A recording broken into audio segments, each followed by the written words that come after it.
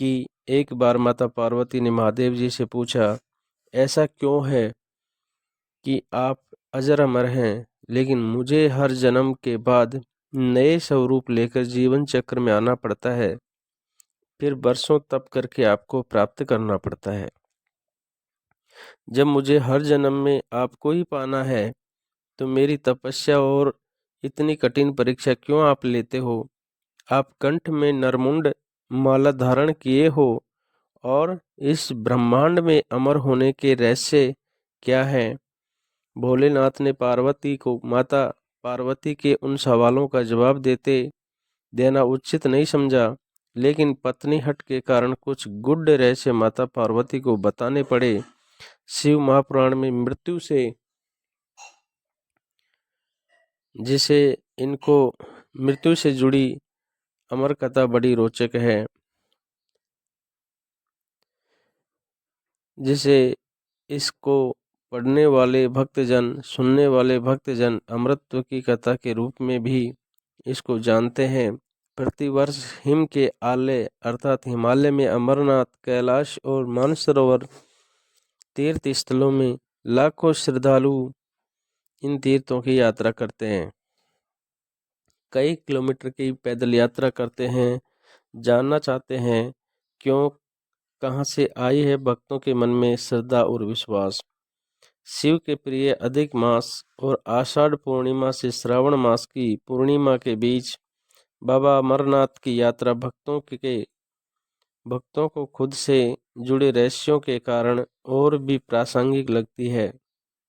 पौराणिक मान्यताओं के अनुसार बाबा अमरनाथ की गुफा ही वह गुप्त स्थान है जहाँ भगवान शिव ने माता पार्वती को अमर होने के गुप्त रहस्य बतलाए थे, और उस समय उन दो ज्योतियों के अलावा तीसरा कोई भी प्राणी नहीं था। न गले में नाग, न भोलेनाथ के नंदी, न सिर पे गंगा, न गणेश जी, न शिवगण और न ही कार्तिकेय थे। महादेव ने सबसे पहले नंदी को पहलगांव में छोड़ा। एक गुप्त स्थान की तलाश में भोले बाबा ने सबसे पहले अपने वहां नंदी को छोड़ा। नंदी को जिस जगह छोड़ा था उस जगह को पहलगाम नाम से जाना जाता है। आज भी अमरनाथ की यात्रा वहीं से शुरू होती है। पहलगांव से थोड़ा आगे चलने पर भगवान शिव ने अपनी जटाओं से चंद्रमा को उतार दिया। जिस जगह चंद्रमा को छोड़ा वह जगह चंदनवाड़ी कहलाती है। इसके बाद गंगा जी को अपनी जटाओं से पंचतरणी में छोड़ा और कंठाभूषण सर्पों को शेषनाग पर छोड़ दिया। इस प्रकार अमरनाथ यात्रा में इन पड़ावों का नाम शेषनाग पड़ा। गणेश जी को अगले पड़ाव पर छोड़ दिया। अमरनाथ धाम यात्रा में पहलगांव के बाद अगला पड़ाव है गणेश टॉप से जाना जाता है। मान्यता है कि इस जगह पर महादेव ने अपने पुत्र गणेश जी को छोड़ा था। भगवान शिव गणेश जी को अगले पड़ाव पर छोड़ दिया। अमरनाथ धाम यात्रा में पहलगांव के बाद अगला पड़ाव है गणेश टॉप से जाना जाता है। मान्यता है कि इसी जगह से पर महादेव ने अपने पुत्र गणेश को छोड़ा था। इस जगह को महागुणा का पर्वत भी कहते हैं।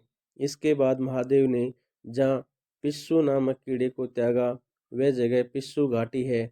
इस प्रकार महादेव ने अपने पीछे जीवनदायिनी पांचों तत्वों को स्वयं से अलग किया। इसके पश्चात पार्वती संग एक गुफा में प्रवेश कर महादेव ने पार्वती संग गुफा में प्रवेश किया। कोई तीसरा प्राणी यानी कोई व्यक्ति, पशु, पक्षी गुफा के अंदर घुसकर कथा को न सुन सके, इसलिए उन्होंने चारों ओर से अग्नि प्रज्वलित कर दी। फिर महादेव ने जीवन के रहस्य की कथा शुरू की। कथा सुनते सुनते पार्वती को नींद आ गई। वह सो गई और महादेव को पता नहीं चला कि वह सो रही है और वह सुनाते रहे। यह कथा इस समय दो सफ़ेद कबूतर सुन रहे थे और बीच बीच में गूं गूं की आवाज़ निकाल रहे थे। महादेव को लगा कि पार्वती मुझे सुन रही है और बीच बीच में हुंकार भर रही है। क्योंकि वैसे भी भोले अपने में मग्न थे, तो सुनने के अलावा ध्यान कबूतरों पर नहीं गया। और क्योंकि वो निश्चिंत थे कि कोई भी जीव इस गुफा में प्रवेश नहीं कर सकता। अमरनाथ धाम में कबूतर कथा सुन अमर हुए। दोनों कबूतर बड़े ध्यान से पूरी कथा सुनते रहे। जब कथा पूरी होने पर महादेव का ध्यान माता पार्वती पर गया, तो उन्हें पता चला कि जब अमृतत्व कथा सुना रहे थे, तो उस वक्त पार्वती जी सो रही थी। महादेव के ध्यान में आया कि अगर पार्वती सो रही थी तो कथा कौन सुन रहा था और कौन हुंकार भर रहा था। तब उनकी दृष्टि वहां बैठे दो कबूतरों पर पड़ी। महादेव को क्रोध आ गया।